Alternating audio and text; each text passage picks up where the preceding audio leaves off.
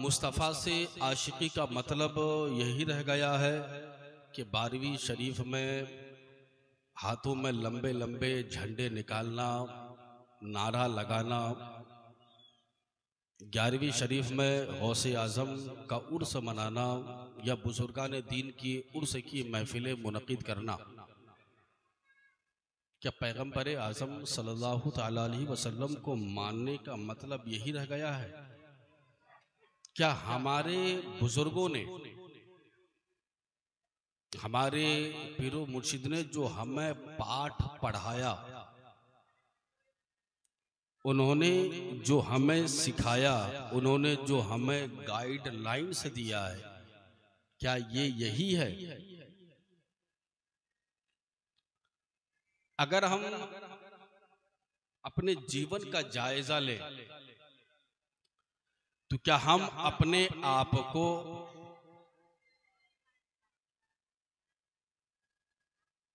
मुस्तफ़ा जाने रहमत के आशिक कहने के लायक भी हैं?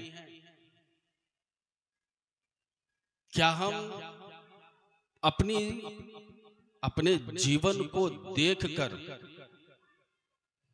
अपने पीरो मुर्शिद के सच्चे मुरीद होने का दावा करने के लायक भी हैं? क्योंकि हमारा काम तो बिल्कुल विरुद्ध है। मुस्तफ़ा जान रहमत के कानून का उल्लंघन करना, उनके आदेश और निर्देश अनुसार के हिसाब से तो अपना जीवन गुजारना नहीं है, और अपने ही पीरो मुर्शिद के खिलाफ काम करना। अब बताइए कि जब पीरो मुर्शिद, जब हम बैत होते हैं,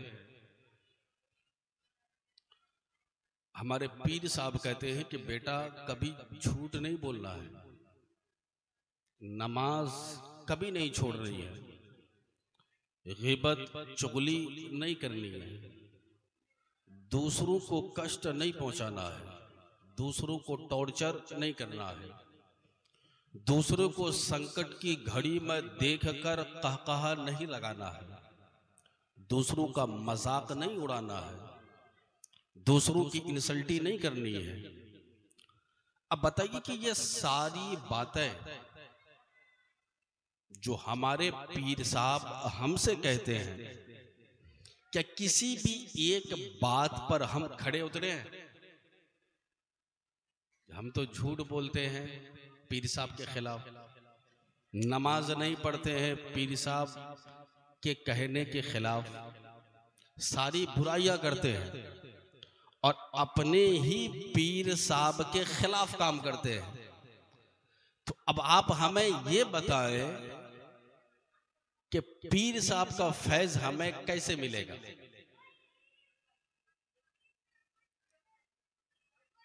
दिमाग है ना? जब सारा काम हम पीर साहब के खिलाफ करते हैं तो पीर साहब का फैज हमें मिलेगा कैसे? पीर साहब का फैज तो उन्हें मिलता है जो पीर साहब के हिसाब से चलता है, जो पीर साहब के मुताबिक चलता है, तब जाकर के पीर साहब फैज अता फरमाते हैं। अब भले पीर साहब पास में न हो, वो दूर इलाके में रहे, लेकिन वहां से भी अपने मुरीद की वह रहबरी, रहनुमाई करता नजर आता। अब अपने जमाने के एक बड़े पैमाने के आलिम दीन, अपने जमाने के the great philosopher of the time, हज़रत इमाम फखरुद्दीन राजी अलैहि रहमत व रिज़वान, बस कुछ बातें मैं बयान कर रहा हूं, आप उसको जरा सुन लीजिए, जो जरूरी चीजें हैं जिस पे हम सबसे ज्यादा, जिस चीज में हम डूबे हुए हैं। मेरी बातें जरा ध्यान से सुनिए कि पीर साहब का फैज कब मिलता है और कब नहीं मिलता है, बुजुर्गों से हमें फैजान कब हासिल होता है, कब नहीं होता है, ये जरा गौर से सुनिए। हज़रत इमाम फखरुद्दीन राजी अलैहि रहमत व रिज़वान अपने ज़माने के इतने बड़े इमाम, जो अपने ज़माने के the great philosopher of the time, जब उनकी मौत का वक्त करीब आता है तो फौरन शैतान आता है। आने के बाद कहता है कि आपको तो दुनिया इमाम कहती है, इतने बड़े इमाम हैं आप, एक बात बताएं कि जिस अल्लाह की आप इबादत करते हैं उस अल्लाह की तादाद कितनी है। हज़रत इमाम फखरुद्दीन राज़ी फरमाते हैं कि अल्लाह तबारक व तआला एक है।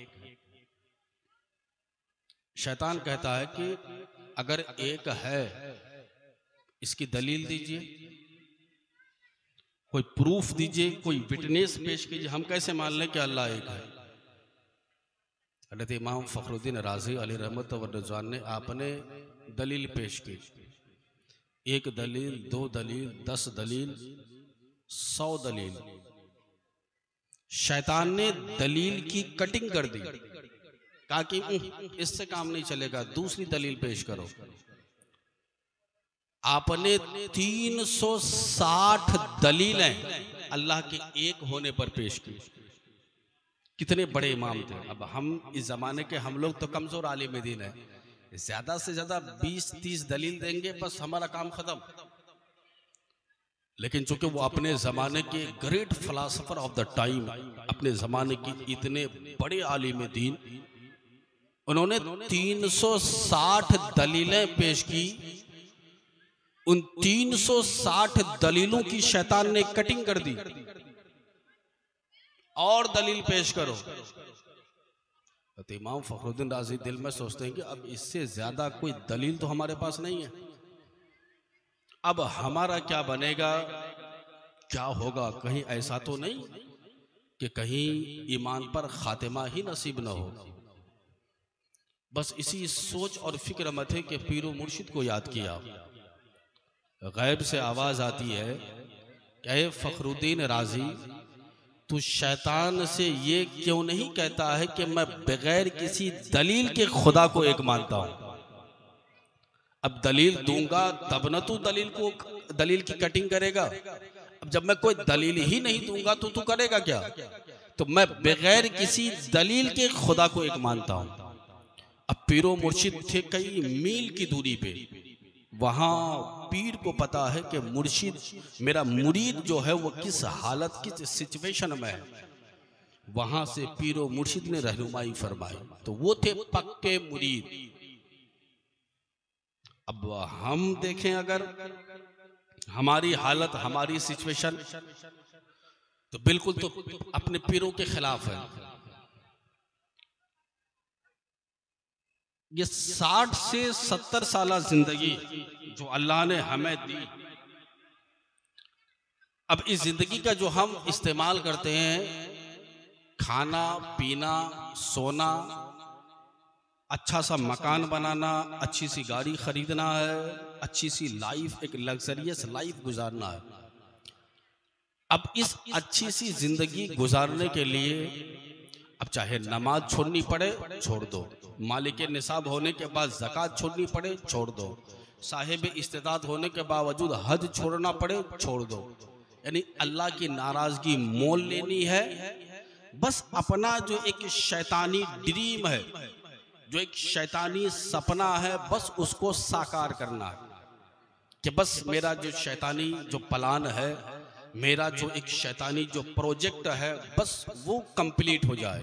अच्छा सा मकान बने, अच्छी सी गाड़ी हो, अच्छी सी बीवी आए, अच्छी सी जिंदगी गुजरे, बस ये है। जिंदगी तो इस चीज का नाम है ही नहीं, क्योंकि हमने गलत समझ लिया। और हम क्या सोचते हैं कि बच्चा मेरा मुत्तकी और परहेजगार हो। हम ये सोच करते हैं कि नहीं, बच्चा मेरा नमाजी बने, ये मुत्तकी और परहेजगार बने, ये आबिदो साजिद बने, ताकि जब ये समाज में चले तो जिनके चेहरे को देख करके माँ बाप का कलेजा ठंडा हो जाए, जिनके चेहरे को देख करके माँ बाप की आंखें ठंडी हो जाए, ऐसा बेटा मुत्तकी और परहेजगार हो। सपने तो बड़े हैं कि बेटा मुत्तकी और परहेजगार हो, लेकिन हालत क्या है, या तो बाप खुद ही बेनमाजी है, बाप खुद ही शराबी है, बाप खुद ही बड़ा क्रिमिनल है, बाप तो खुद ही बड़ा दोषी है, बाप तो खुद ही बड़ा अपराधी है। अब जाहिर सी बात है कि आम आदमी अगर दुनिया में आम का दरख्त लगाएगा तो आम के दरख्त में लीची थोड़ा ना आने वाली है। कोई कटहल का पेड़ लगाए तो कटहल के पेड़ में सेब नहीं आने वाला। कटहल के पेड़ में कटहल ही आएगा, सेब नहीं आने वाला। आम के दरख्त में आम ही आएगा, लीची नहीं आएगी। तो यहाँ आपने कैसे सोच लिया कि जब हम पापी, हम हैं शराबी, हम हैं बेनमाजी, तो बेटा कैसे नमाजी बनेगा? इसका सबसे बड़ा मेन रीजन और कारण ये है, एक तो हम खुद इल्म से दूर हैं, एक चीज, और दूसरी बात यह है कि हम अपने बच्चों को भी इल्म से दूर रखते हैं। क्या हमें कभी तौफीक हुई कि 5 मिनट निकाल कर किसी आलिम दीन के पास बैठकर दीन की जानकारी लें? कभी तौफीक हुई? नहीं। 2 घंटा चाय की दुकान पर बैठकर हम गप्पे शप्पे करेंगे, गीबत और चुगली करेंगे, झूठ बोलेंगे, दूसरों को नुकसान पहुंचाने का शैतानी प्लानिंग बनाएंगे, दूसरों को टॉर्चर करने के बारे में हम सोचेंगे, हमारा दिमाग उसी में रनिंग करेगा। लेकिन 2 घंटा वहां टाइम हम बर्बाद करेंगे, लेकिन 5 मिनट निकालना मेरे लिए बहुत टफ हो जाता है, ये बहुत डिफिकल्ट होता है, बहुत दुश्वार हो जाता है कि 5 मिनट निकाल कर। और हम अपनी औलादों को डिसिप्लिन क्या सिखाते हैं, क्या तरबियत देते हैं? अरे वो आलिम दीन है, वो तो बेकार है, वो क्या तुम्हें सिखाएगा, वो तो 8 से 10 हज़ार कमाता है, उनकी वैल्यू और उनकी कदर क्या है, उनके बारे में क्या पता? अब बताइए, एक तो आप खुद नहीं सीखे, खुद बर्बाद हो गए, टपोरी और आवारा गर्दी में पूरा जीवन गुजार दिया, बेनमाजी बन गए आप, अपनी औलादों को भी आपने बर्बाद किया। जाहिर सी बात है कि जब बेटा देखता है कि मेरा बाप ही ये तो आवारा गर्दी और टपोरी गर्दी में पूरा जीवन गुजार दिया, तो जब बेटा बाप को देखता है तो बाप के नक्शे कदम पर चलकर बेटा भी वैसा ही जीवन गुजारता है, वैसी लाइफ गुजारता है। अब उनको आलिम दीन से नफरत हो जाती है, 8 से 10 हज़ार कमाने वाला क्या वैल्यू है इसकी, हमारा बेटा तो डॉक्टर है, प्रोफेसर है, ये इंजीनियर है, ये तो लाखों रुपए मंथली कमाता है, और ये 8 से 10 हज़ार कमाने वाला, इनकी क्या वैल्यू और क्या कदर है? वो झोपड़पट्टी में रहे, साइकिल पे सवारी करे, न 2 व्हीलर है न 4 व्हीलर है, और मुश्किल से बाई चांस अगर किसी के पास 2 व्हीलर आ भी गई तो कहाँ 4 व्हीलर का सपना देखते रह गए। और मेरा बेटा जो डॉक्टर है, जो कॉलेज का जो प्रोफेसर है, मेरा बेटा जो इंजीनियर है, उनके पास तो लाखों रुपए की मंथली सैलरी है, एक एयर कंडीशनर बेडरूम है, जिनके पास सवारी करने के लिए 4 व्हीलर है, यानी सारी चीजें जो आरामदायक और लाभदायक है वो मेरे बेटे के पास है। तो बच्चे को बिगाड़ा बाप ने, न तरबियत खुद ली न बेटे को सिखाई, और सपना बड़ा है कि मेरा बेटा नेक बने, मेरा बेटा मुत्तकी और परहेजगार बने। अब इस टॉपिक पे मेरी बात थोड़ी आगे चल करके होगी कि बेटा मुत्तकी और परहेजगार कैसे बनेगा। उससे पहले जरा हम इस चीज पे बातें करते हैं कि जिस कानून को फॉलो करके कोई गौसे आजम जो बलजू के सरदार बने, जिस कानून को फॉलो करके सरकारे ख्वाजा गई नवाज बलजू के ताजदार बने, जिस कानून को फॉलो करके कोई वक्त का मुजद्दिद बना, कोई गौस बना, कोई कुतुब बना, कोई अब्दाल बना, कोई अपने जमाने का बेहतर एक से एक बड़े अल्लाह के वली और महबूब बंदे बने, वो कानून जो मुस्तफ़ा 1400 साल पहले अरब की सरजमीन में लेकर के आए, जिस जमाने में आदमी को ज्ञान नहीं था, जिस जमाने में आदमी को इल्म नहीं था, जिस जमाने में आदमी को नॉलेज के बारे में किसी चीज के बारे में पता नहीं था, जरा गौर से सुनिए मेरी बात, अब बिल्कुल साइलेंटली ध्यान पूर्वक समाप्त करें। ये जो 12वीं आकाए दो आलम सल्लल्लाहु ताला अलैहि वसल्लम की याद में जो हम ये जो मिलाद शरीफ जो महफिल पाक मुनक़िद किए हैं, मुस्तफ़ा जाने रहमत दुनिया में आए, जो कानून जो लेकर के आए, मुस्तफ़ा ने जो ज्ञान दिया, मुस्तफ़ा ने जो तालीम दी, मुस्तफ़ा जाने रहमत ने जो शिक्षा दी, मुस्तफ़ा ने जाने रहमत ने जो टीचिंग्स की, मुस्तफ़ा ने जो सिखाया है, जो गाइडलाइंस दिया है, जो मार्गदर्शन किया है, वो कितना पावरफुल है। जरा आप इसको गौर से समाप्त करें। आज के इस जमाने में जबकि साइंस जवान हो रही है, जिस जमाने में अमेरिका सारी दुनिया में पावरफुल मुल्क है, यानी अगर दुनियावी एतबार से साइंस के बारे में अगर बात करें कि सारी दुनिया में जो मुल्क सबसे ज्यादा तरक्की कर रही है, उस मुल्क का नाम है अमेरिका, उस मुल्क का नाम है यूरोप, उस मुल्क का नाम है अफ्रीका, उस मुल्क का नाम है चाइना और जापान। जहां सबसे ज्यादा साइंटिस्ट मौजूद है, जहां सबसे ज्यादा रिसर्च डिपार्टमेंट्स मौजूद है, अमेरिका जो तरक्की के एतबार से इतना आगे है, जहां ऑक्सफोर्ड नाम की यूनिवर्सिटी जहां मौजूद है, जहां कैम्ब्रिज नाम की यूनिवर्सिटी जहां पे मौजूद है, वो मुल्क है इंडिया। ये स्पीकर, ये मोबाइल, ये टेलीफोन, ये माइक्रोफोन, ये स्पीकर, ये लाइट्स, ये टू व्हीलर, ये फोर व्हीलर, ये एरोप्लेन, ये ट्रेन, सारी चीजों की रचना उसी मुल्क का दिया हुआ है। ये सारी चीजें उसी मुल्क ने अता फरमाई है। ये सारे साइंटिफिक इंस्ट्रूमेंट्स उसी ने दिए हैं, ये सारे साइंटिफिक सुविधाएं उसी ने अता किए हैं। इसलिए तरक्की के एतबार से ये मुल्क सबसे आगे है। इतना ही नहीं कि वहाँ का बच्चा बच्चा साइंटिस्ट होता है, वहाँ फॉर्मूले और आविष्कार और चमत्कार में लोग अपना जीवन कुर्बान कर देते हैं। इन सारी चीजों के पीछे वो अपने जीवन का योगदान देते हैं, अपनी पूरी लाइफ डेडिकेट कर देते हैं किसी एक खोज और शोध के पीछे। वो अमेरिका जहां का साइंटिस्ट कभी जमीन पे, कभी चांद पे, कभी सूरज पे, कभी दुनिया की और वस्तुओं पे रिसर्च और तहकीक करता है, वहां का साइंटिस्ट जहां जमीनी दुनिया को छोड़कर वो फजाओं में, आकाश में, स्पेस में कई साल वहां वो स्टडी करता है, कभी एस्ट्रोनॉमी पे, कभी एस्ट्रोलॉजी पे। फिर वो स्टडी करने के बाद दुनिया में, जमीनी दुनिया में आने के बाद दुनिया वालों के सामने फॉर्मूले की नशर करता है, यानी दुनिया वालों को अपनी तहकीक पेश करता है। सारी दुनिया में उसके चर्चे होते हैं। आज अमेरिका की तारीफ, वहां के साइंटिस्ट की तारीफ, वहां के वैज्ञानिक की तारीफ अगर आप देखें, वहां के रिसर्चर और थिंकर की तारीफ, कौन सा मुल्क ऐसा नहीं कि जिस मुल्क में उनकी तारीफ न होती हो, कौन मुल्क ऐसा नहीं कि जिस मुल्क में उनकी बातें न होती हो। कि अमेरिका पावरफुल मुल्क है, वहां साइंटिफिक इंस्ट्रूमेंट से ज्यादा है, वहां रिसर्चर और थिंकर की तादाद ज्यादा है। वो मुल्क जहां तरक्की के एतबार से इतना आगे है, सारी दुनिया में जिस मुल्क की तारीफें होती है, वहां की गवर्नर भी परेशान है।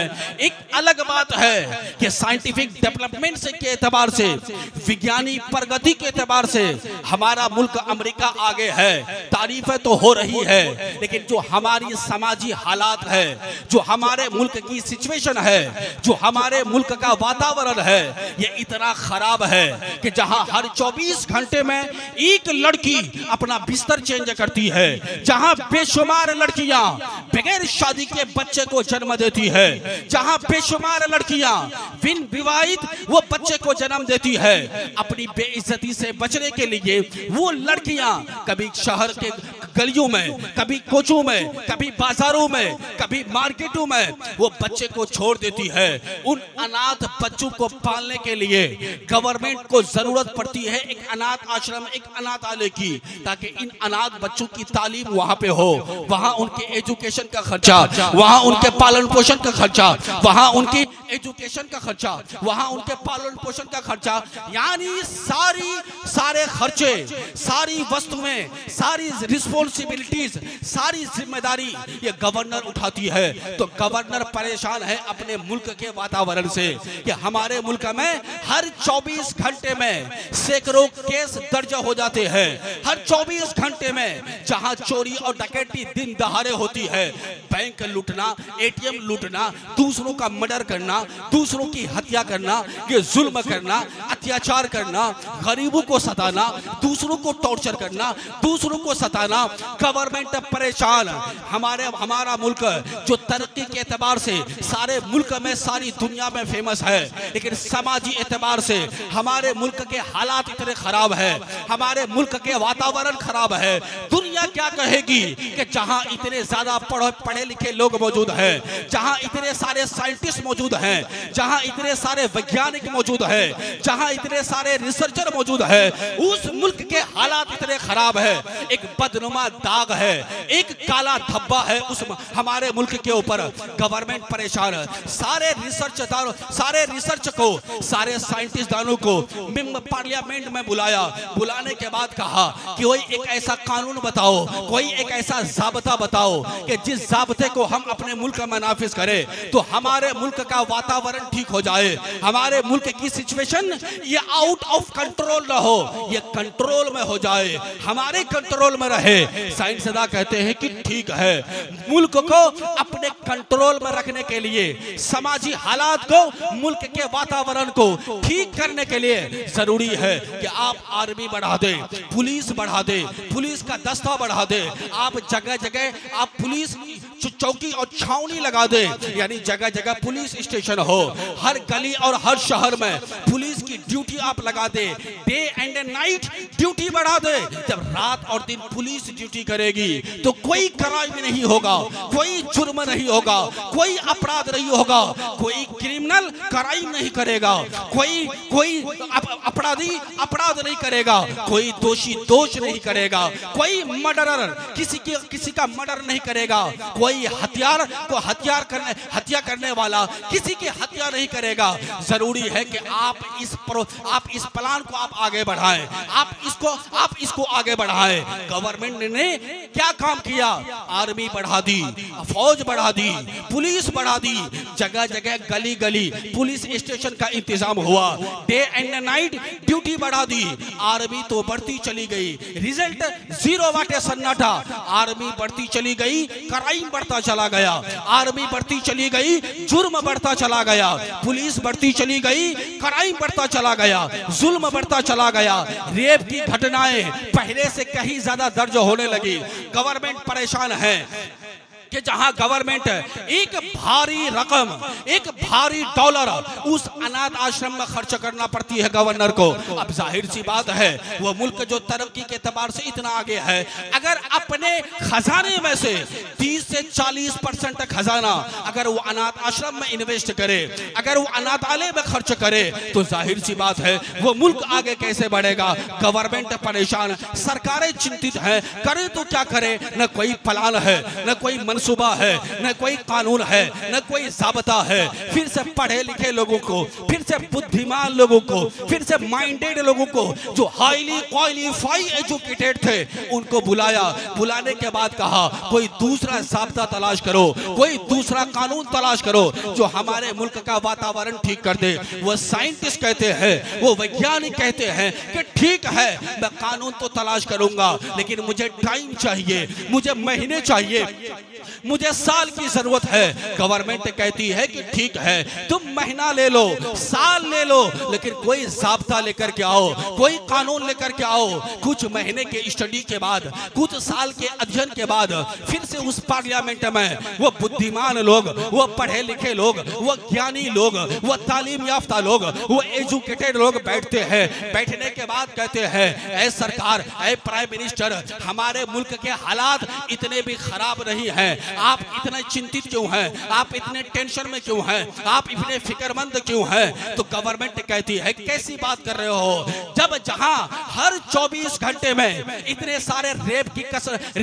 की केसेस दर्ज हो रहे हैं, हर 24 घंटे में जहां चोरी और डकैती हो रही है, और तुम कह रहे हो कि हमारे मुल्क के हालात इतने खराब नहीं है, हमारे मुल्क की सिचुएशन इतनी भी बद से बदतर नहीं है। तो वह साइंसदान कहते हैं कि हमारे मुल्क के हालात सच में इतने खराब नहीं है, लेकिन 1400 साल पहले जब अरब का जोग्राफिया हम देखते हैं, वो अरब की सरजमीन है, जब एक सगा भाई शादी के नाम पे एक बहन के साथ जिना करता है, जब एक बेटा अपनी सौतेली माऊ के साथ जिना करता है, जिस जमाने में एक बाप अपनी बेटी का मर्डर करता है, जिस जमाने में एक बाप अपनी बेटी की हत्या करता है, उस जमाने में जहां एक काला गोरे जहां एक गोरा काले को आदमी नहीं मानता, जिस जमाने में उस जमाने में जहां हर आदमी कत्ल की जबान जानता है, जहां हर आदमी दूसरे को मारना, जिना करना, दूसरों को टॉर्चर करना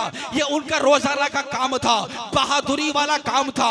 उस अरब की सरजमीन में एक महानतम सफलता पुरुष पैदा हुआ जिन्होंने अपने अखलाक से, अपने बिहेवियर से, अपने हुस्न अखलाक से, अपने कैरेक्टर से उस महानतम आदमी ने उस अरब की सरजमीन को ऐसा साफ और सुथरा किया। वो लोग जो मर्डरर थे, जो हत्यारा थे, जो जिनाकार थे, जो शराबी थे, जो पापी थे, जो क्रिमिनल थे, वो मैदान जंग के गाजी बन गए, वो सहाबी बन गए। इतने बड़े और इतने हार्ड प्यूरिफायर हो गए कि लोग कहने लगे एक अरब ने आदमी का बोलबाला कर दिया, खाक के सर्रू को भी हम दोषे सुरैया कर दिया, खुद न थे जो राह पर और के हाथी बन गए। क्या नजर थी जिसने मुर्दू को मसीहा कर दिया। नाराए रिसालत, जश्न ईदे मिलादुन नबी, सरकार की आमद, दिलदार की आमद, सीरत मुस्तफा जनाब मुफ्ती बाबर अली साहब किबला, नाराए तकबीर, नारे साहब, बहुत खूब हजरत। तो साइंस अदा कहते हैं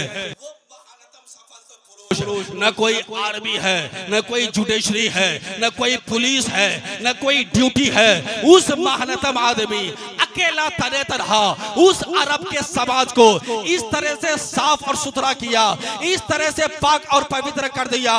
गवर्नमेंट कहती है जरा ये तो बता उस महानतम सफलता पुरुष आदमी का नाम क्या है। साइंसदान कहते हैं दुनिया का इकलौता इंसान जो हर फील्ड में सबसे ज्यादा सक्सेसफुल हो, सबसे ज्यादा हाईली सक्सेसफुल हो, सबसे ज्यादा सुप्रीमली सक्सेसफुल हो, सबसे ज्यादा सर्वोत्तम महानतम सफलता पुरुष वही जात है जिन्हें दुनिया मुहम्मदुर रसूलुल्लाह के नाम से जानती है।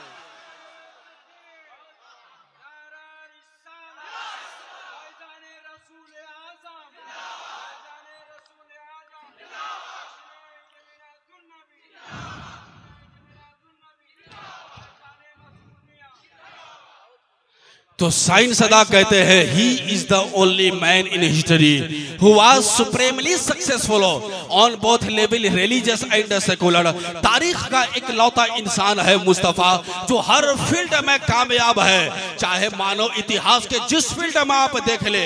इल्म के फील्ड में मुस्तफा महान, अखलाक के फील्ड में मुस्तफा महान, इंसानियत के फील्ड में मुस्तफा महान, अखलाकियात के फील्ड में मुस्तफा महान, कैरेक्टर के फील्ड में मुस्तफा महान, बिजनेस के क्षेत्र में मुस्तफा महान, अब व्यापारिक क्षेत्र में मुस्तफा महान। कोई फील्ड ऐसा नहीं जिस फील्ड में मुस्तफा महान ना हो। तारीख का एक लौता इंसान है। यही वजह है कि एक अमेरिका का डॉक्टर जॉर्ज बर्नार्ड शॉ कहता है कि Muhammad the prophet of Islam he must be called the saviour of humanity if a man like him were to assume the dictatorship of the modern world he would succeed in solving its problems। George Bernard Shaw ने कहा था कि अब तक तो मैंने ये समझा था कि मुस्तफा का कानून ये सिर्फ मुसलमानों के लिए लाभदायक है, मुसलमानों के लिए फायदामंद है, लेकिन नहीं, जब मैंने ध्यान पूर्वक मेडिटेशन के साथ, तहकीक के साथ, रिसर्च और इन्वेस्टिगेशन के साथ जब मैंने स्टडी किया, मुताला किया, तो मुझे पता चला कि मुस्तफा सिर्फ मुसलमानों के लिए रहमत नहीं, वमा अर्सलनाका इल्ला रहमतल लिल आलमीन, ये तो सारी कायनात के लिए रहमत बन करके आए हैं।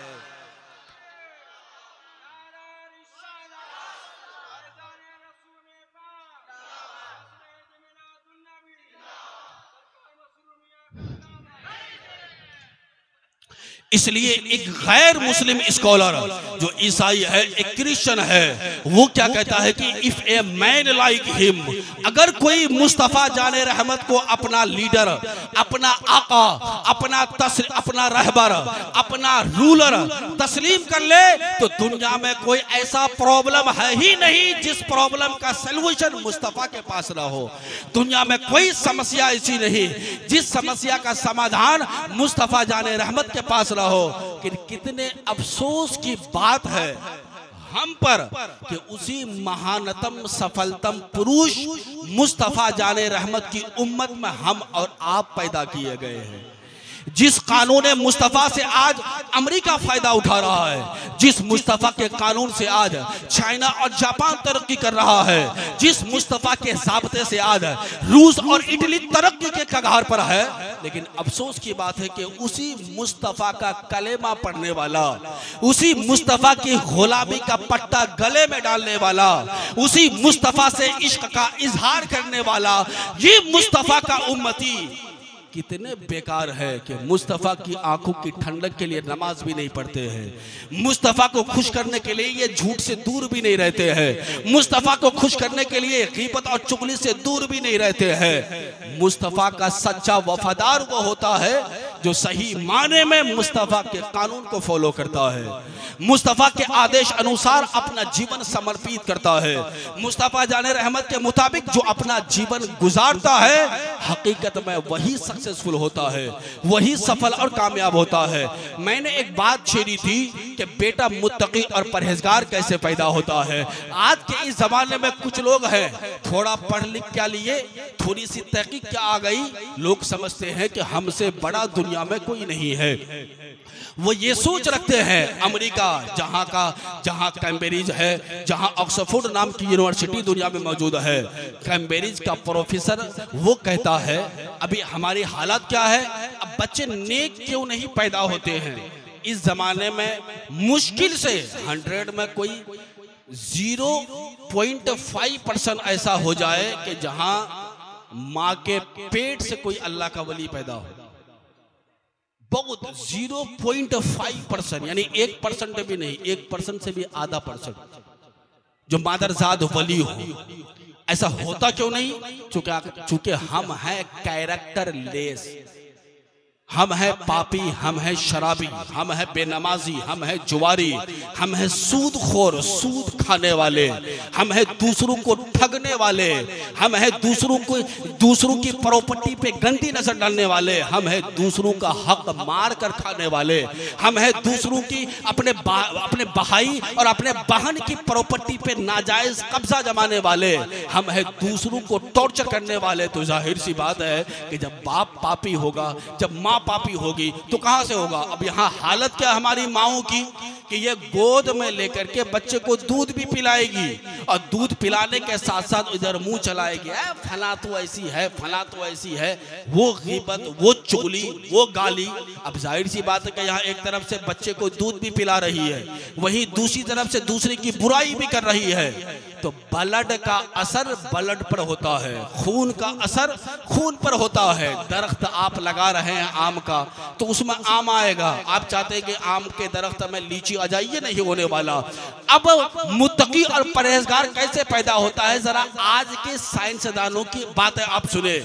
ये लोग सोचते हैं कि हमने तहकीक करके हमने जो एक फॉर्मूला दुनिया वालों के सामने पेश किया है, आज से पहले किसी भी इस फॉर्मूले को दुनिया वालों के सामने किसी ने पेश नहीं किया। ऑक्सफोर्ड यूनिवर्सिटी का प्रोफेसर कहता है कि जो औरतें प्रेग्नेंट हैं, जो औरतें हामिला हैं, उन हामिला औरत को चाहिए कि वो डांस करना छोड़ दे, वो नाइट क्लब में जाना छोड़ दे, वो ड्रिंकिंग करना छोड़ दे, वो शराब पीना छोड़ दे, वो झूठ बोलना छोड़ दे, वो गुस्सा करना छोड़ दे, वो नरमी बरते, सिंपलिसिटी इख्तियार करे, सादगी इख्तियार करे, ये गुस्सा ना करे, ये ज्यादा दिमाग लगाए किसी चीज पर, ताकि आप जितना ज्यादा दिमाग लगाइएगा आपके पेट में जो बच्चा है वो जब इस दुनिया में आएगा वो दिमाग वाला बच्चा पैदा होगा।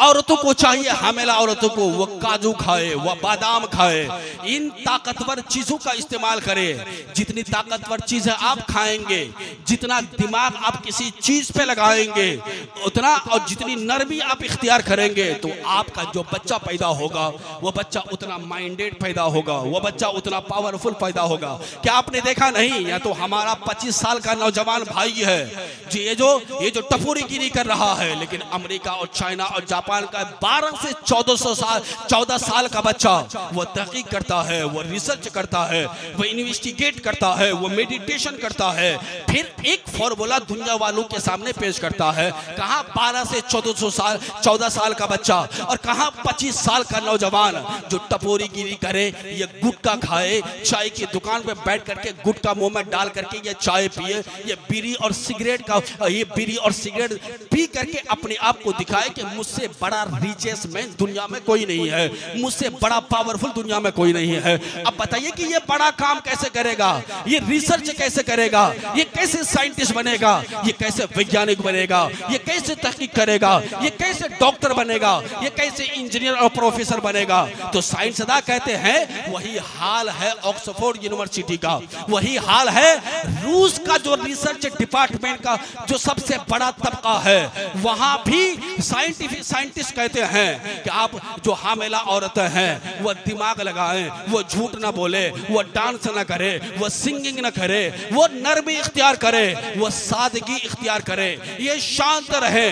वो साइंसदान ये फॉर्मूला देने के बाद बताना ये चाहते हैं कि आप जितना शांत रहिएगा, आप जितना सिंपलिसिटी में रहिएगा, आप जितना ध्यान केंद्रित कीजिएगा, आप जितनी तहकीक कीजिएगा, आप जितने अच्छे से रहिएगा, तो आपके खून का असर खून पर पड़ेगा, पेट में जो बच्चा पल रहा है उस पर पड़ेगा, तो बच्चा ताकतवर पैदा होगा, बच्चा शक्तिशाली पैदा होगा, बच्चा पावरफुल पैदा होगा, वो दिमाग वाला होगा, बड़ा होकर वो डॉक्टर बनेगा, वो इंजीनियर बनेगा, वो प्रोफेसर बनेगा, वो साइंटिस्ट बनेगा, वो सबसे बड़ा वैज्ञानिक बनेगा। ये फॉर्मूला वहां के साइंटिस्ट, वहां के वैज्ञानिक देकर के, यही हाल कॉलेज के प्रोफेसर का है, यही हाल मेडिकल के डॉक्टर का है, वो यही फॉर्मूला देते हैं। फॉर्मूला देने के बाद दुनिया वालों को बताना चाहते हैं कि हमने जो फॉर्मूला दिया है वो फॉर्मूला आज से पहले किसी ने भी नहीं दिया है, लेकिन मुसलमानों आज से सैकड़ों साल पहले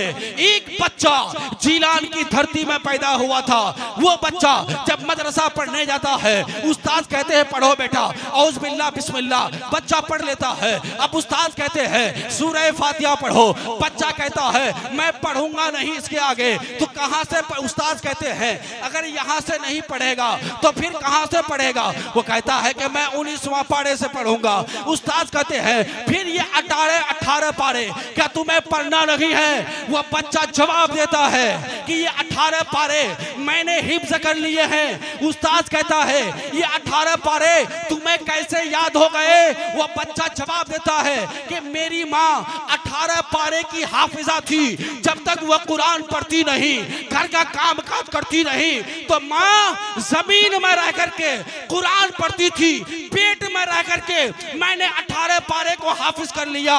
उस महान जात ने, पता है वो महान जात कोई और नहीं है, वो सारे वल्जू के सरदार गौसे आजम की जात है। गौसे आजम ने आज से 1000 साल पहले, जिस जमाने में इल्म के बारे में किसी को ज्ञान नहीं था, जिस जमाने में अमेरिका का वजूद नहीं था, वो तो 1400-1500 साल पहले क्रिस्टोफर कोलंबस ने अमेरिका का पता लगाया, तब जाकर के पता चला कि अमेरिका का भी एक मुल्क है। तो गौसे आजम सरकार ने सैकड़ों साल पहले इस फॉर्मूले पर अमल करके प्रैक्टिकल तौर पर दुनिया वालों को बता दिया, ऐ दुनिया वालों ये साइंसदानों का दिया हुआ फॉर्मूला नहीं है, ये इस्लामिक फॉर्मूला। नारे तकबीर, नारे रिसालत, सीरते मुस्तफा, अजमते मुस्तफा, नारे गौस, जश्न ईदे मिलादुन नबी फैजाने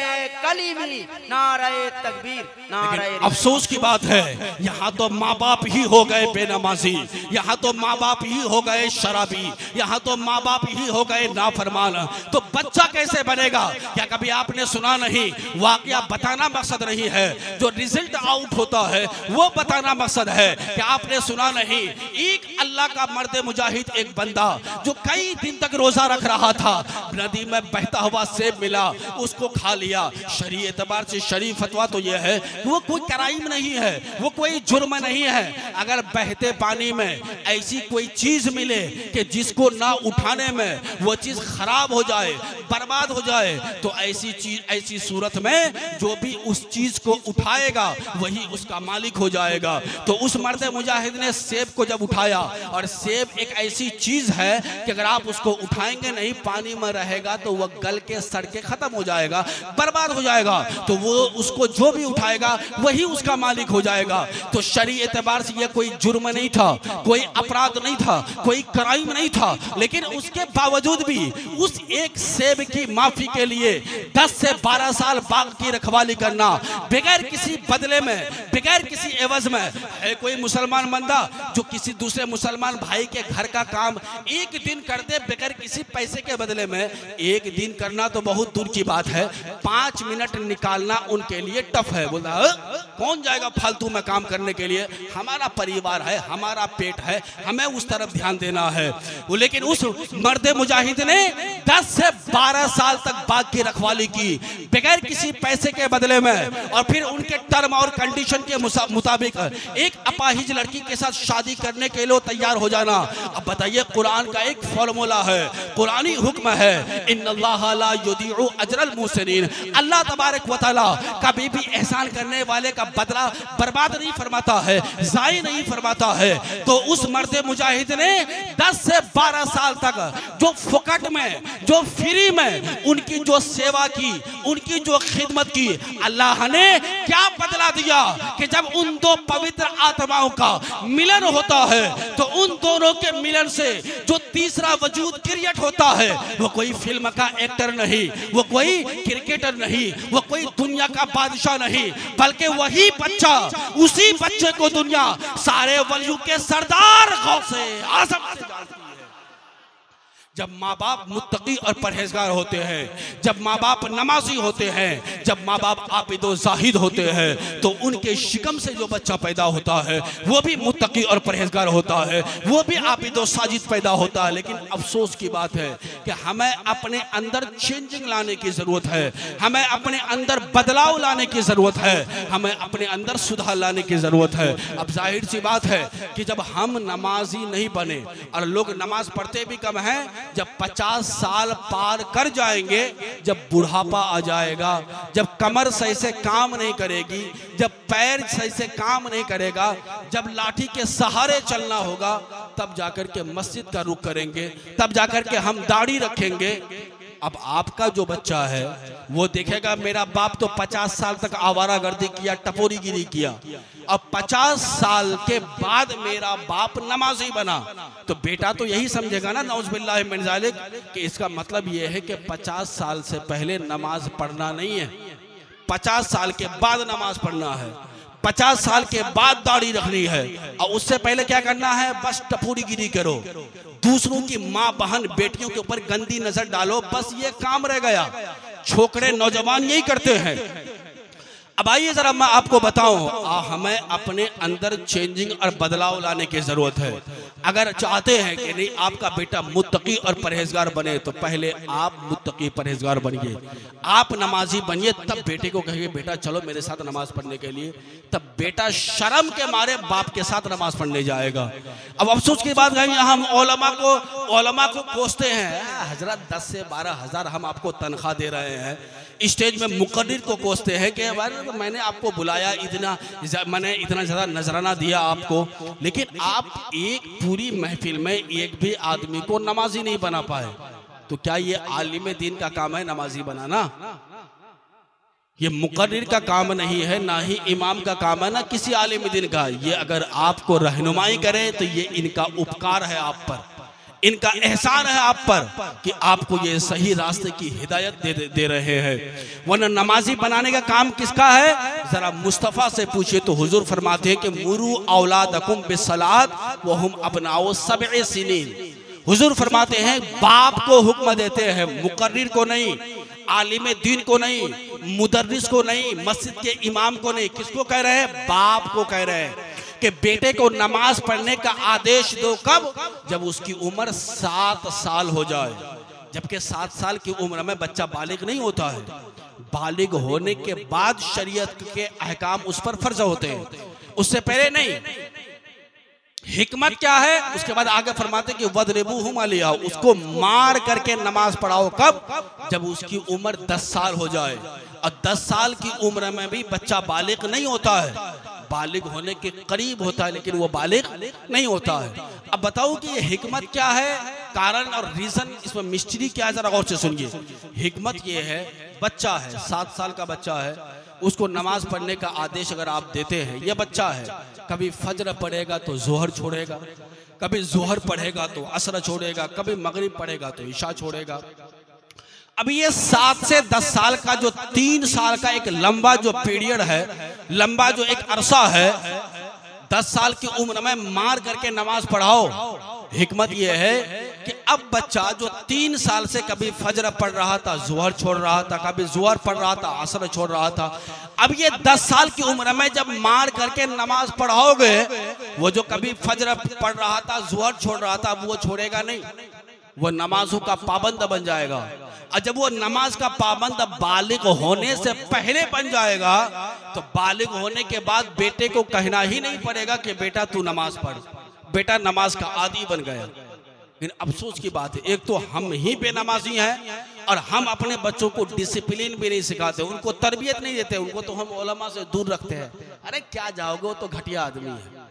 अब ये उलमा कितने पावरफुल हैं, जरा मुस्तफ़ा से पूछिए। हुजूर फरमाते हैं खैरुकुम मन तअल्लमल कुरान व अल्लमहु, the best among you is he who learn the Quran and teach others.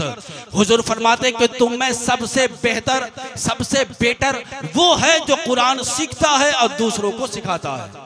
अब बताइए, हो कोई अपने मुल्क का प्राइम मिनिस्टर, वो अपने फील्ड में अच्छा है, लेकिन उस प्राइम मिनिस्टर से भी अच्छा है आलिम दीन, उस गांव, उस एमएलए से भी अच्छा है आलिम दीन। यानी दुनिया में सबसे अच्छा अगर कोई है, ये उलमा की जात है। इसलिए कि उलमा को अच्छा न किसी बादशाह ने कहा, न किसी प्राइम मिनिस्टर ने कहा। उलमा को अगर सबसे अच्छा किसी ने कहा है, वो दुनिया के महानतम सफलतम पुरुष मुस्तफा है, जो इन्होंने उनको सबसे अच्छा कहा है। तो अब मुस्तफा जिनको नारे रिसालत, उलमा अहले सुन्नत, नारे तकबीर, नारे मुस्तफा जिनको सबसे अच्छा कह दे, उनसे अच्छा कोई भी नहीं हो सकता। बस मैं अब आखिरी बात आपके सामने बयान करने जा रहा हूँ। आज लोग आवाजें उठाते हैं कि मुस्तफा जाने रहमत ने जो मर्दों के लिए योगदान दिया है, मर्दों को जो सुविधा दी है, मर्दों को जो फैसिलिटीज दी है, औरतों को वो सम्मान नहीं मिला, औरतों को वो इज्जत मुस्तफा जाने रहमत ने नहीं दी है।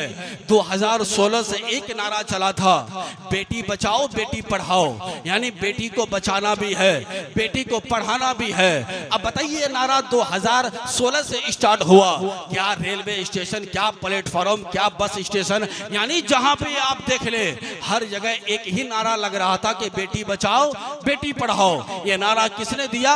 हमारे मुल्क के वजीर आजम नरेंद्र मोदी जी ने दिया था। उन्होंने कहा था बेटी को बचना चाहिए, बेटी को पढ़ना चाहिए। हाँ हाँ, ये नारा सुनने में बहुत अच्छा लगता है। जरा गौर से सुनिए मेरी बात है, ये नारा सुनने में तो बहुत अच्छा लगता है, बेटी को बचना भी चाहिए और बेटी को पढ़ना भी चाहिए। लेकिन ये नारा किस जमाने का है? जिस जमाने में लाखों से ज्यादा स्कूल और कॉलेज खुल गए। ये नारा इस जमाने का है जिस जमाने में करोड़ों स्कूल दुनिया में मौजूद है। ये नारा इस जमाने का है जिस जमाने में लाखों यूनिवर्सिटी दुनिया में मौजूद है। ये नारा इस जमाने का है जिस जमाने में ऑक्सफोर्ड नाम की यूनिवर्सिटी दुनिया में मौजूद है। ये नारा इस जमाने का का है जिस जमाने में कैम्ब्रिज नाम की यूनिवर्सिटी दुनिया में मौजूद है। ये नारा इस जमाने का है जिस जमाने में चाइना और जापान की तरक्की की कहानी सबके सामने है, जिस जमाने में हर आदमी पढ़ा लिखा है।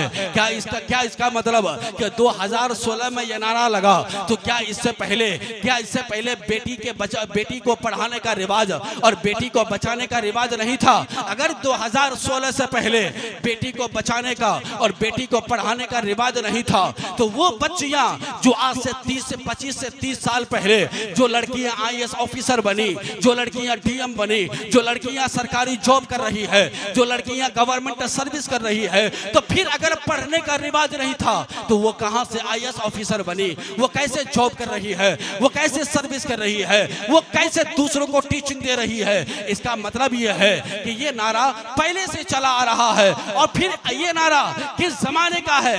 जिस जमाने में औरतें स्पेस में जाकर के स्टडी करती है, एस्ट्रोनॉमी की, एस्ट्रोलॉजी की। इस जमाने में जिस जमाने में औरतें साइंटिस्ट है, जिस जमाने में औरतें रिसर्चर है, जिस जमाने में औरतें वैज्ञानिक है। ये नारा इस जमाने का कि बेटी बचाओ बेटी पढ़ाओ। इस जमाने में कौन बाप ऐसा है जो बेटी से प्यार नहीं करता? कौन सा बाप ऐसा है जो बेटी से मोहब्बत नहीं करता? क्या ये बाप का प्यार नहीं है कि बाप रात और दिन एक करता है, मेहनत करता है, सूरज की गर्मी में अपने जिस्म से पसीना बहाता है, अपनी मेहनत की गाड़ी कमाई जमा करता है और बेटी की शादी में पलक झपकते खर्च कर देता है? क्या इसमें बाप की मोहब्बत नहीं है? क्या ये बाप का प्यार नहीं है कि एक बाप रातों की नींद कुर्बान करता है, दिन का चैन कुर्बान कर देता है? क्या इसमें बाप का प्यार नहीं झलकता? क्या इसमें बाप की मोहब्बत नहीं झलकती है? या भाई इस जमाने में कौन भाई ऐसा है जो अपनी बहन की इज्जत की सुरक्षा नहीं करता? कौन भाई ऐसा है जो अपने बहन की इज्जत की हिफाजत नहीं करता? तो इस जमाने में यह नारा, जिस जमाने में हर बाप अपनी जान से भी ज्यादा बेटी से प्यार करता है, इस जमाने में हर भाई अपनी जान से भी ज्यादा बेटी की इज्जत, बहन की इज्जत की हिफाजत करता है। और इस जमाने में अगर बाप ने शादी करा दी, बेटी की शादी हो गई, अगर शौहर का इंतकाल हो जाता है तो बाप कहता है ऐ मेरी बेटी तू टेंशन क्यों लेती है? तू चिंतित क्यों होती है? तू फिक्रमंद क्यों होती है? अभी तेरा बाप चट्टान की तरह खड़ा है, तू टेंशन मत ले, तू चिंतित मत हो, तू फिक्रमंद मत हो। तुझे खिलाऊंगा मैं, तुझे पिलाऊंगा मैं, तेरे बच्चों का पालन पोषण का खर्चा, तेरे बच्चों के एजुकेशन का खर्चा, तेरे बच्चों के हेल्थ का खर्चा, ये सारे खर्चे ये तेरा बूढ़ा बाप उठाएगा। तू टेंशन मत ले, तुझे खिलाऊंगा मैं, तुझे रहने के लिए मकान में दूंगा। तेरा शौहर नहीं हुआ तो क्या हुआ, तेरा बाप अभी जिंदा है। उधर से भाई कहता है अरे प्यारी बहना तू टेंशन मत ले, अभी तेरा भाई ये जिंदा है, तुझे फिक्र करने की जरूरत नहीं है। तो ये नारा किस जमाने का है? इस जमाने का है जिस जमाने में हर बाप अपनी बेटी से प्यार कर रहा है, हर भाई अपनी बहन से अपनी जान से भी ज्यादा प्यार करता है। लेकिन 1400 साल पहले जिस जमाने में बाप ही बेटी का मर्डरर था, बाप ही बेटी का हत्यारा था, बाप ही जिंदा बेटी को दफन करता था, उस जमाने में अगर कोई बेटी बच भी गई, बाप ने शादी करा दी, अगर शादी हो गई, शौहर का इंतकाल हो जाता तो दूसरों की बात तो छोड़ दीजिए, खुद बाप कहता ये मेरी बेटी डाइन है, शौहर को खा के आ गई है, ये मेरी बेटी कातिल है, शौहर का कत्ल करके आई है, ये मेरी बेटी मर्डरर है, शौहर का मर्डर करके आई है, ये मेरी बेटी हत्यारिन है, शौहर की हत्या करके आई है। उस जमाने में जब बाप ही बेटी को जिंदा दफन कर रहा था, उस जमाने में जब बाप ही बेटी को घर से निकाल रहा था, उस जमाने में जब बाप ही बेटी को सता रहा था, उस जमाने में न कोई कॉलेज है, न कोई यूनिवर्सिटी है, उस जमाने में न चाइना और जापान की तरक्की की कहानी किसी के सामने है, उस जमाने में न कोई न्यूटन है, न कोई आइंस्टाइन है, न अब्राहम लिंकन है, उस जमाने में साइंटिफिक इंस्ट्रूमेंट्स नहीं है, उस जमाने में न केमिस्ट्री बायोलॉजी के बारे में किसी को पता है, उस जमाने में न साइंस के किसी भी चैप्टर के बारे में पता है, उस जमाने में न ऑक्सफोर्ड नाम की कोई यूनिवर्सिटी दुनिया में मौजूद है, उस जमाने में न कैम्ब्रिज नाम की यूनिवर्सिटी दुनिया में मौजूद है। तो उस जमाने में बच्चियों के बचाने का नारा किसने दिया था?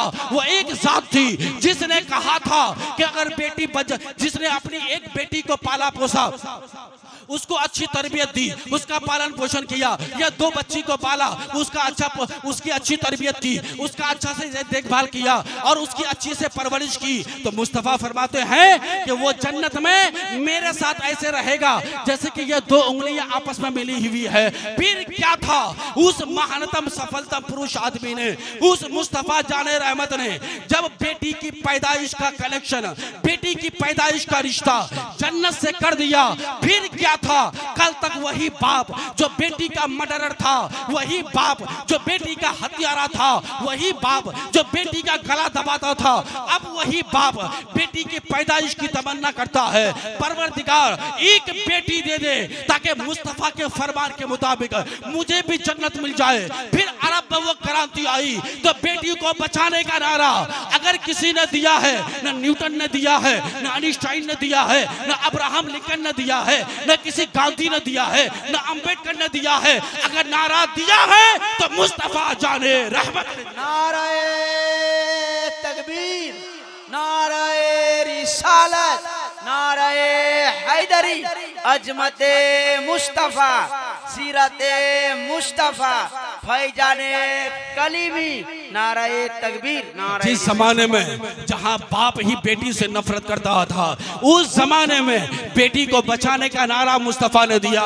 उसी जमाने में मुस्तफ़ा फरमाते हैं तलबुल इल्म फरीदतुन अला कुल्ले मुस्लिमिन व मुस्लिमा, इल्म का हासिल करना हर मुसलमान मर्द औरत के ऊपर फर्ज है, लाजिम है, कंपलसरी है। तो मुस्तफ़ा ने इल्म को लाजिम करार दे दिया कि बाप बेटे को पढ़ाए तो बेटे के साथ साथ वह बेटी को भी पढ़ाए। अगर बाप बेटे को तालीम देता है तो वह बेटी को भी तालीम दे। अगर बाप बेटे को अगर एजुकेशन देता है तो वह बेटी को भी दे।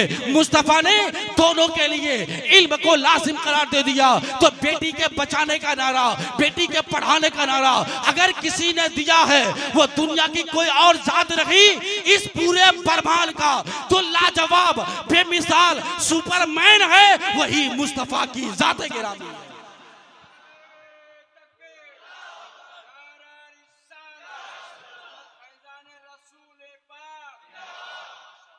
यही वजह है कि जिस मुल्क में हम अब आप रहते हैं, ये तो बेपढ़े लिखे लोग हैं जो मुस्तफ़ा की शान में आपत्तिजनक बात करते हैं, जो मुस्तफ़ा की गुस्ताखियां करते हैं, जो मुस्तफ़ा के फरमान पे उंगली उठाते हैं, ये बेपढ़े लिखे लोग हैं। लेकिन मेरे सामने पढ़े लिखे लोगों की बातें मोतबर है। जिस मुल्क में हम रहते हैं, इस मुल्क में एक स्टेट है राजस्थान। उस राजस्थान का एक ब्राह्मण प्रोफेसर, एक हिंदू प्रोफेसर रामाकृष्ण राव, जो हिंदू है, जो पंडित है, लेकिन वह मैसूर यूनिवर्सिटी का प्रोफेसर रहा है। वह प्रोफेसर रामाकृष्ण राव वो कहता है the personality of Muhammad, it is most difficult to get into the whole truth of it, only a glimpse of it I can catch what a dramatic succession of picturesque scenes there is Muhammad the prophet, Muhammad the businessman, Muhammad the statesman, Muhammad the warrior, Muhammad the protector of slaves, Muhammad the emancipator of women, Muhammad the जज, Muhammad the saint. आखिर में वो कहता है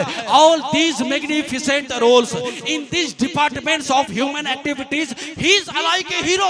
वो ब्राह्मण professor Ramakrishna Rao जो हिंदू है, जो पंडित है, लेकिन वो मुस्तफ़ा के बारे में कहता है ये मुस्तफ़ा है। मुस्तफ़ा की अजमत की गहराई में उतरना ये बहुत मुश्किल है, बहुत डिफिकल्ट है, बहुत दुश्वार है। अभी मैं मुस्तफ़ा के कमालात का, उनके अचीवमेंट्स का, उनकी उपलब्धियों का एक चैप्टर मुताला करता हो, वो अभी नहीं खत्म हो पाता है कि उनकी अच्छाइयों का, उनके कमालात का, उनकी अचीवमेंट्स का, उनकी उपलब्धियों का दूसरा चैप्टर मेरे सामने आ जाता है। मैं उसकी स्टडी में लग जाता हूँ, वो अभी नहीं खत्म हो पाता कि तीसरा चैप्टर मेरे सामने आ जाता है। वो कहता है एक इंडलेस सिलसिला, कभी ना खत्म होने वाला सिलसिला, जिंदगियां खत्म हो गई, कोई मुस्तफ़ा की तारीफ में कमा हक़ लिख नहीं सका।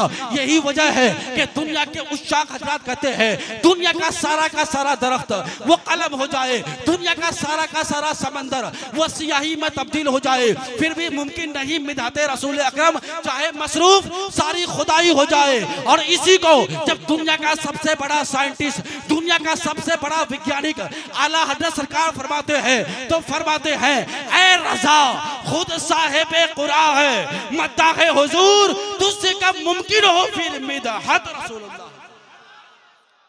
तो वह प्रोफेसर रामकृष्ण राव कहता है ये मुस्तफ़ा है, खतीब है मुस्तफ़ा, बादशाह आजम है मुस्तफ़ा, सिपे सालार आजम है मुस्तफ़ा, औरतों को सम्मान देने वाले हैं मुस्तफ़ा, बेवाओं का मोरल ऊंचा करने वाले हैं मुस्तफ़ा, यतीमों को जिंदगी गिफ्ट करने वाले हैं मुस्तफ़ा। आखिर में वो कहता है मुस्तफ़ा जाने रहमत ने पूरे मानव इतिहास में, जीवन के हर क्षेत्र में, मानव डिपार्टमेंट्स में मुस्तफ़ा जाने रहमत ने जो रहनुमाई की है, जो गाइडलाइंस दिया है, जो मार्गदर्शन किया है, उनकी उन तमाम रहनुमाई को देख करके ये कहा जा सकता है पूरे ब्रह्मांड का, पूरी पृथ्वी का अगर कोई लाजवाब, बेमिसाल सुपरमैन और सुपर हीरो है वो मुस्तफ़ा जाने रहमत की ज़ात गिरामी है। उस मुस्तफ़ा जाने रहमत की उम्मत में हम और आप पैदा किए गए हैं। अफसोस की बात है, हमें तो शर्म के मारे मर जाना चाहिए। कितने बेहया और बेगैरत है हम। मुस्तफ़ा के सदक़े में हम खाना भी खाते हैं, अगर हमको एक वक्त का खाना ना मिले तो हमारी जान निकलने लगती है। और उस मुस्तफ़ा के सदक़े में 3 वक्त क्या, ज़ुबान मुंह हमेशा चलता ही रहता है। अब फिर अफसोस की बात है कि उस मुस्तफ़ा जान रहमत की आँखों को ठंडक पहुँचाने के लिए ये मस्जिदें कभी नहीं भरती है। सिर्फ जुमा टू जुमा और ईद टू ईद, इसके अलावा तो बस वो बूढ़े बुजुर्ग हजरात, वो दादा हजरात ही नज़र आएंगे। ये नौजवान अभी नहीं जाएंगे। तो हमें और आपको बदलाव की ज़रूरत है। और एक बात, हमारे जो दूसरे नौजवान भाई लोग हैं, वो लोग क्या करते हैं कि सोशल मीडिया वगैरह पे, जैसे कि यूट्यूब वगैरह है, फेसबुक वगैरह है, वो लोग क्या करते हैं कि कभी कभी दीन की जानकारी उससे हासिल करते हैं।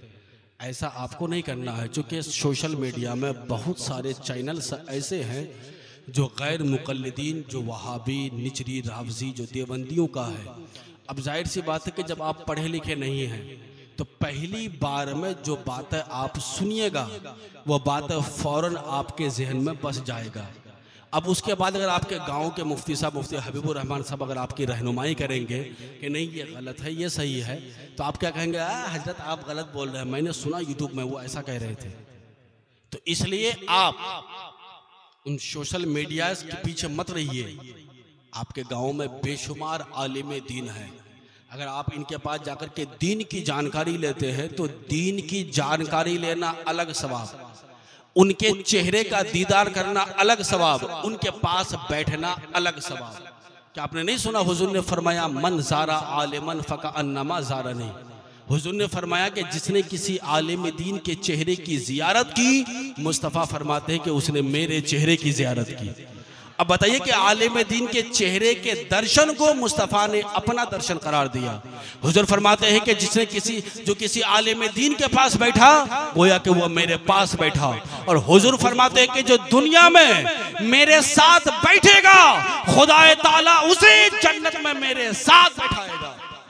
अब बताइए कि फुकट में, फ्री में, बगैर किसी इन्वेस्ट के आपको इतनी बड़ी दौलत मिल रही है, फिर आप क्यों छोड़ रहे हैं? तो इन सारी चीज़ों से आप तौबा व इस्तिग़फ़ार कीजिए और आज से अपने अमाल का हिसाब कीजिए। सही माने में मुस्तफ़ा जान रहमत का आशिक बने, सही माने में बुज़ुर्गों से मोहब्बत करें, सही माने में अपने पीरो मुर्शिद के सच्चे मुरीद बने, ताकि अल्लाह तबारक व तआला उनकी ज़ात से हमको भी फ़ायदा पहुँचाए और जो हमारे जो पूर्वज जो इस दुनिया से चले गए हैं, अल्लाह उनको भी फ़ायदा पहुँचाए। अल्लाह की बारगाह में दुआ करता हूँ, मौला तबारक व तआला आपको, हमको, सबको सुनने से कहीं ज़्यादा अमल करने की तौफ़ीक़ अता फ़रमाए। अल्लाह तबारक व तआला पैगम्बर आज़म के फ़रमान, सरकार के अखलाक, सरकार के स्वभाव, सरकार के कैरेक्टर, सरकार के पाक और पवित्र चरित्र के मुताबिक हम सबको अपना जीवन गुजारने की तौफ़ीक़ अता फ़रमाए। आमीन आमीन या रब्बल आलमीन। अस्सलामु अलैकुम व रहमतुल्लाहि व बरकातुहू।